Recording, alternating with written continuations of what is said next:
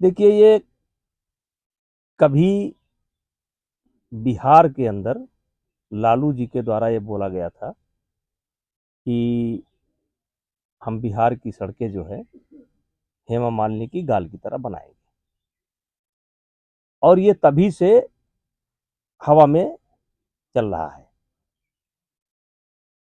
और इसको लेकर के कभी कोई बड़ा रिएक्शन भी किसी का नहीं आया। इसी चक्कर में रमेश बिधूड़ी जी बोल गए, उन्होंने प्रियंका जी का नाम ले लिया। लेकिन ये अच्छा नहीं है।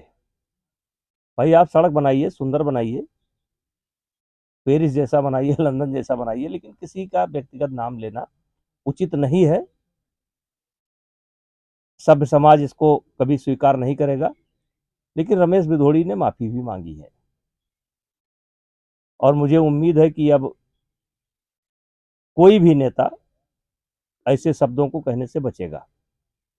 उन्होंने माफी मांगी है, लेकिन वो कह रहे हैं कि लालू प्रसाद यादव ने जो कहा था वो भी माफी मांगे, पुरानी अब बात का देखिए, जिक्र किया। हमने बता दिया, लालू जी पुराने आदमी हैं। उस समय लालू जी बहुत बढ़िया मजाक करते थे।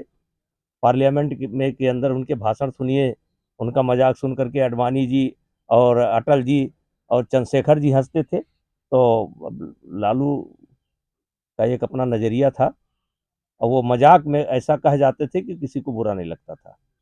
देखिए, ये कभी बिहार के अंदर लालू जी के द्वारा ये बोला गया था कि हम बिहार की सड़कें जो है हेमा मालिनी की गाल की तरह बनाएंगे।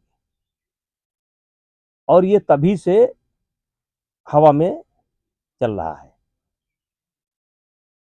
और इसको लेकर के कभी कोई बड़ा रिएक्शन भी किसी का नहीं आया। इसी चक्कर में रमेश बिधूड़ी जी बोल गए, उन्होंने प्रियंका जी का नाम ले लिया। लेकिन ये अच्छा नहीं है। भाई, आप सड़क बनाइए, सुंदर बनाइए, पेरिस जैसा बनाइए, लंदन जैसा बनाइए, लेकिन किसी का व्यक्तिगत नाम लेना उचित नहीं है। सभ्य समाज इसको कभी स्वीकार नहीं करेगा। लेकिन रमेश बिधोड़ी ने माफी भी मांगी है और मुझे उम्मीद है कि अब कोई भी नेता ऐसे शब्दों को कहने से बचेगा। उन्होंने माफी मांगी है, लेकिन वो कह रहे हैं कि लालू प्रसाद यादव ने जो कहा था वो भी माफी मांगे, पुरानी अब बात का देखिए, जिक्र किया। हमने बता दिया, लालू जी पुराने आदमी हैं। उस समय लालू जी बहुत बढ़िया मजाक करते थे।